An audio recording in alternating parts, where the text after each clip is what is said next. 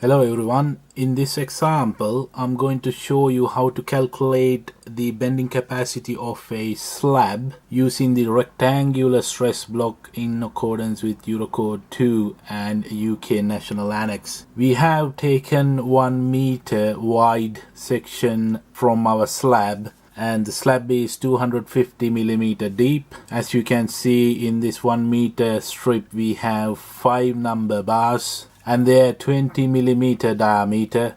Our FCK is 40 megapascal, FIK is 500 megapascal. We have our material partial factors as 1.5 for concrete, 1.15 for steel, and our alpha CC for concrete is 0.85. Our epsilon CU3 is 0.0035 for the rectangle stress block. So this would be 0.0035, and our concrete cover is 50 millimeter.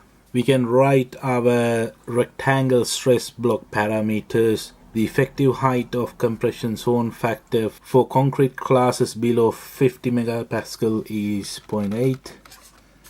Lambda is equal to 0.8, and the effective strength factor eta, again concrete classes below 50 megapascal, eta is 1. Let's calculate the design yield strength of reinforcement. FYD is equal to FYK over gamma S, which is 500 over 1.15 is equal to 434.78 megapascal. Then the design value of concrete compressive strength FCD is equal to FCK over gamma C times alpha CC, which is equal to 0.85 times 40 over 1.5. This is going to be 22.67 megapascal. Our effective depth D is going to be height of the section minus concrete cover minus half of the bar diameter, which is equal to 250 minus 50 minus 20 over 2 is equal to 190 millimeter. The area of tensile reinforcement is equal to number of bars, which is 5 times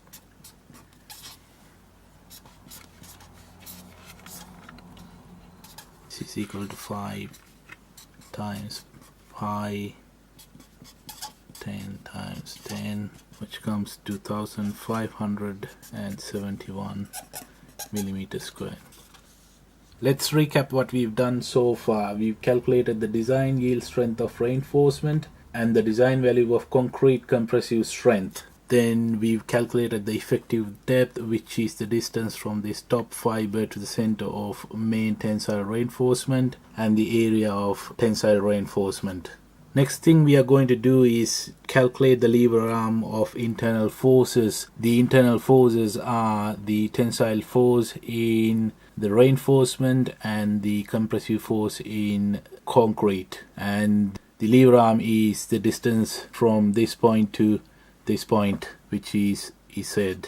We can write Z is equal to 1 minus FID times AS over 2 times eta times FCD times B times D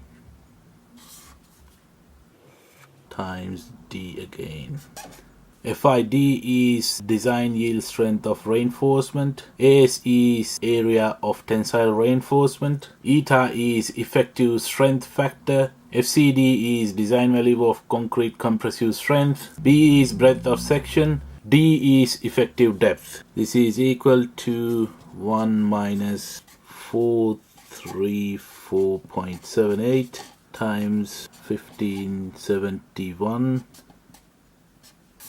over 2 times 1 times 22.67 times 10 to the 3 times 190. This needs to be multiplied by effective depth 190 again. This comes to 174.94 millimeter. Now let's calculate x. X can be written as AS times FID over lambda times B times eta times FCD, which is equal to 1571 times 434.78 over 0.8 times 10 to the 3 times 1 times 22.67. This comes to 37.66 millimeter.